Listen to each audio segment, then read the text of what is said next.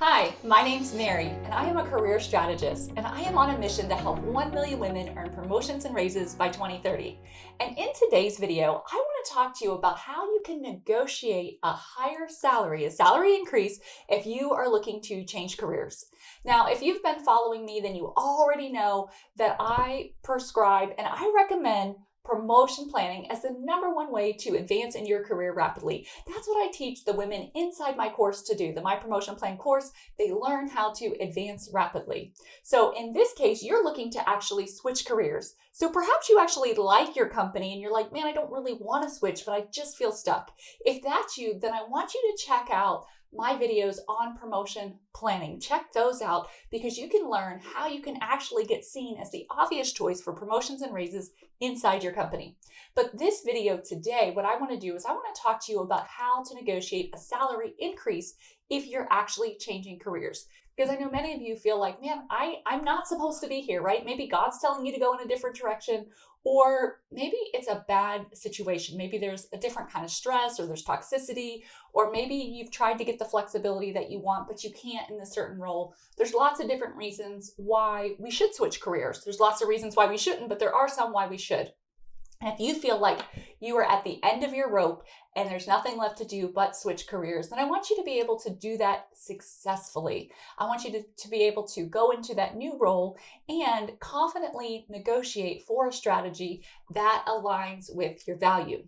So the first thing that we need to do is we need to understand what is your market value. When I was growing up and when I was going through my career, I didn't understand how to find my market value. Whenever it came time to either switch to a new company or even get a raise, I was really just considering what I made in the past and what would be substantial as an increase. And this is how a lot of people do it. Whenever maybe you've gotten laid off and you're looking for a new job and you're like, hey, I still want to get an increase. Or maybe you're just in a position, maybe you feel like you're undervalued and you want to get an increase. Or maybe you feel like you're valued. You make a good wage for the role that you're in and for your lifestyle, but you're still wondering, is there more out there for me? Well, here's how we can find out. The first thing we want to do is we want to do some market research. And I've done an entire video on that, but you want to find what your market value is. So we will link to that video below. But what you're trying to understand is, what are people paid in the market? And here's why this is important. Once I had a client come to me and she wanted to earn $5,000 more. She was going into a new position and she thought, if I earn $5,000 more, this is going to make a substantial difference for my family. And while the $5,000 would have been a good increase for her, it would have been a 6% increase, it would have made a difference for her family. I said, well, that's good, but let's look at what the market value says. And we can use tools online, we can use communities. There's 3 different ways that we can do it. We can figure out what is that market value that you hold currently with your experience, with the value that you've added to companies. What is that value? And whenever we did the research for the position that she was moving into, we realized that she should have been earning substantially more. She should have been earning upwards of $25,000 more. And by having this information, she was able to go in and negotiate a higher salary, because simply when they asked what her salary requirement was, she was able to give them a range that aligned with what she wanted, landing her a $25,000 increase in her first 6-figure salary. Now, here's the thing. A lot of times we have this little thought in our head. We have these little negative thoughts that go through our head and says, well, can I really make more? And are they going to hire me? Are they going to really value me? Can I really make that kind of a jump? And this happens for a couple of different reasons. One, we have to be confident in the value that we bring to the company. If we're not saying our numbers with confidence, then we're not going to get them. But here's what you need to understand. You cannot get a job because you undervalue yourself as well. Whenever you go into an organization, your salary actually represents, to the people that know your salary, the value that you bring to the company. And when you are at a higher salary, your ideas are valued more. Your input is valued more. They are going to come to you for more things because now they see you as this valuable resource because you have said, hey, I am valuable. So it's just like when you go to the grocery store, you're going to see items at different prices. While sometimes it's great to get a bargain item, If you are looking for a key employee in a company, you don't want the bargain. You want the person that knows exactly what they're doing. I know when I was hiring as an executive and when I'm still hiring today, I'm looking for the most qualified person. Once I find that most qualified person, that's the person I want. Now I'm trying to figure out, how does this fit into my budget? Can I afford them? And what happens a lot of times as women is we're not valuing ourselves properly. And I saw this time and time again as an executive. When people were coming in, they were asking for much lower salaries than what the position would pay. And men with lesser experience, lesser ability would actually come in and ask for more. And so here's the thing. If you are valuable, if you have the skills, you want to find that job market value, and then you want to ask for it, because that's how you're going to get the higher value. Don't worry about not getting the job. If a company is not willing to pay you your market value, you're going to be undervalued. If they're not willing to even negotiate a little bit, if it's not in alignment with where you're at and your value is, then it's probably not a good fit, because you want to be able to maximize your earning potential. And you can't do that if you remain underpaid. And here's one of the things we need to watch out for. Women, the studies show, we are just vastly underpaid. And part of it is us undervaluing ourselves, just like the story that I told you earlier.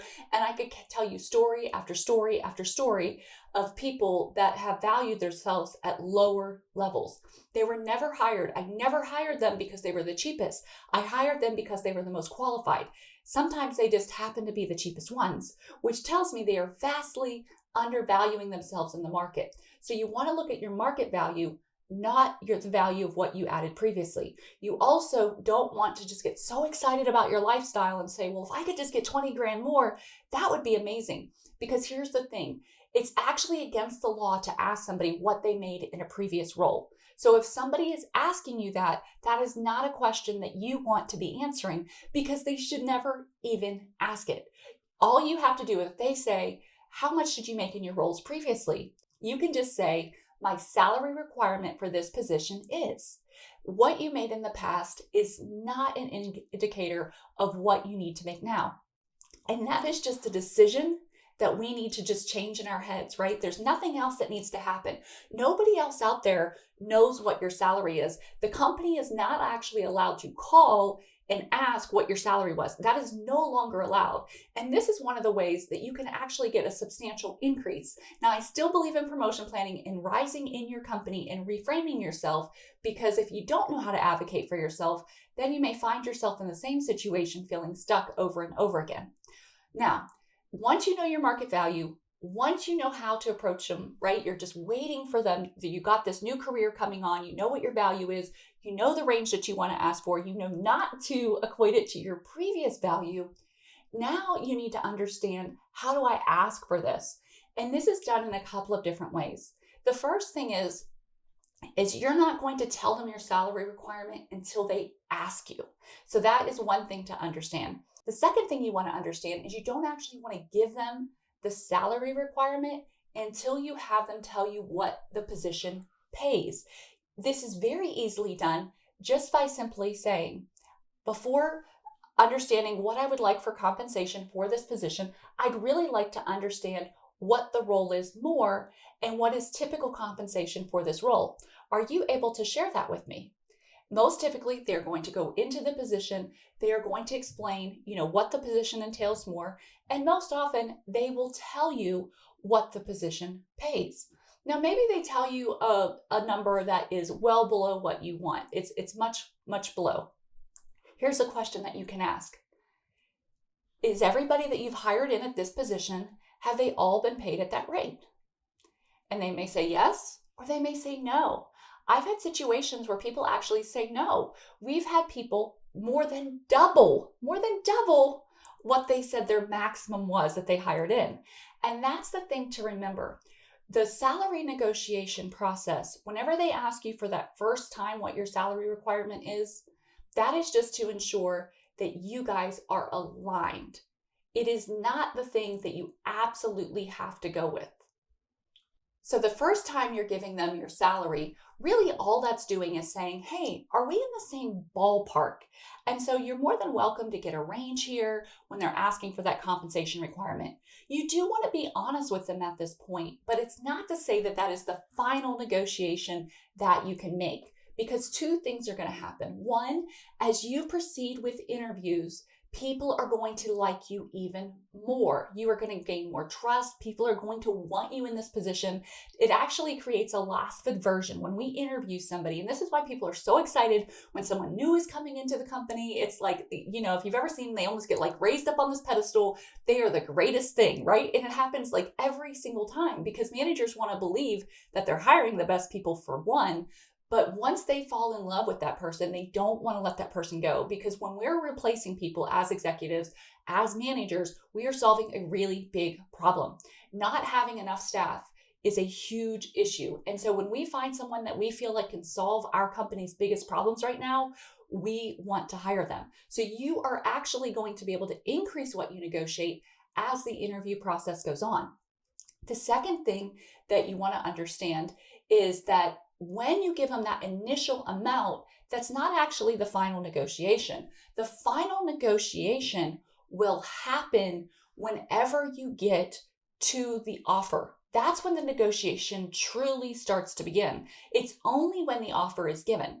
Now, I don't want you to lowball yourself in that first part because, it just sets up some really bad things. If the salary max is $60,000 and you want 100 or 120,000, you need to be having some of those conversations and explore what that looks like early on.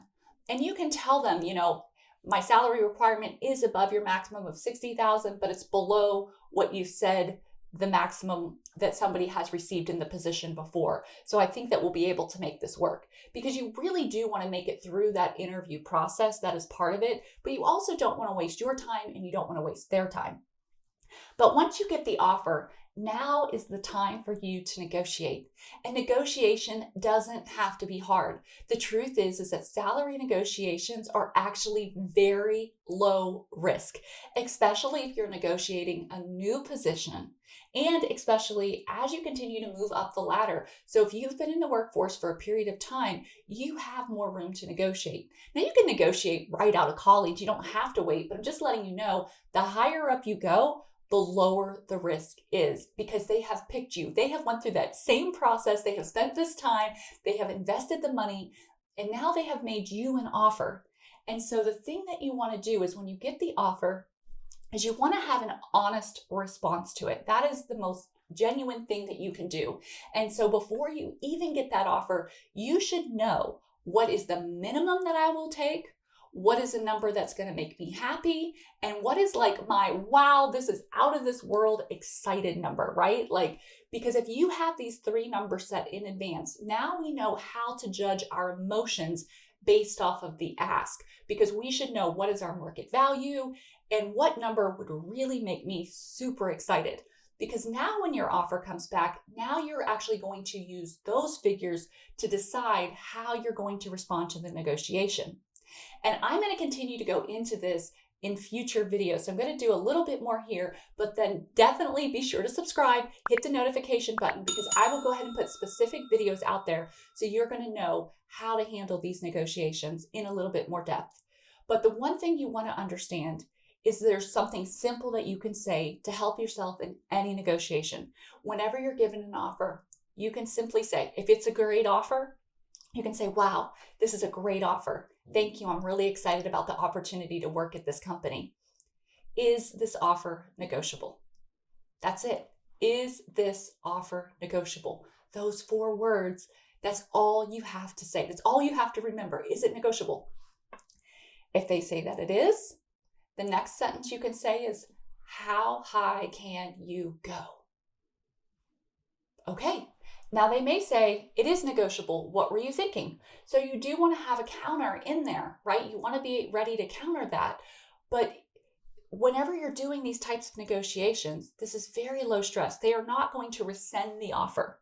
The only way that they would probably rescind the offer is if you told them you wanted a salary, like you said, hey, my salary requirement is $80,000. And now they've come and they've given you 120, which is 40,000 over what you were asking for.